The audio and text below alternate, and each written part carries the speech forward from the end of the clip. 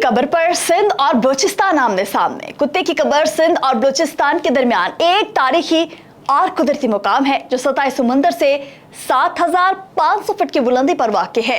इस इलाके का मौसम खुशगवार रहता है और यहाँ गैस के ज़खायर होने का भी दावा किया जाता है। सिंध हुकूमत ने इस इलाके को सकाफती विरसा करार दे दिया, जबकि बलूचिस्तान के हुकाम ने इस फैसले को मुस्तरद करते हुए इस इलाके को बलूचिस्तान का हिस्सा करार दिया। सिंध और बलूचिस्तान ने कुत्ते की कब्र पर 2018 में मलकियत का दावा किया। ये मुकाम खेर थर पहाड़ी सिलसिले में वाक़ है। सिंध हुकूमत ने इसे अपना हिस्सा करार दिया, जबकि बलूचिस्तान की हुकूमत ने इस इलाके को हमेशा से अपना समझा है। मिर्जा कलीज बेग ने अपनी किताब ढयारो जेल की सैर जबल की सैर में इस इलाके का जिक्र करते हुए कहा कि एक शख्स अपने 100 रुपए के कर्ज को अदा करने के लिए अपना कुत्ता गिरवी रख देता है।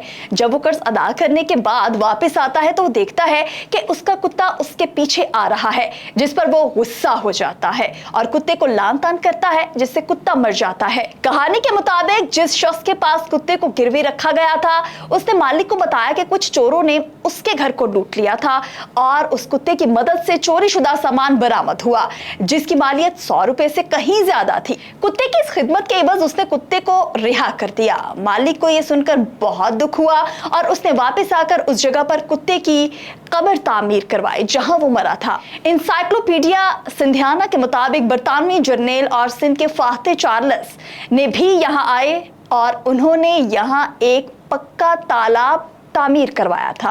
उनके अलावा दीगर बरतानवी अफसरान भी यहाँ तफरीह के लिए आते रहे हैं, जिनमें WH Boulton, George Henderson, WH लोक्स और दीगर के नाम भी पत्थरों पर कनिंदा हैं। अक्सर बारिश होती है और इंजीर और शहतूत के बागात भी मौजूद हैं।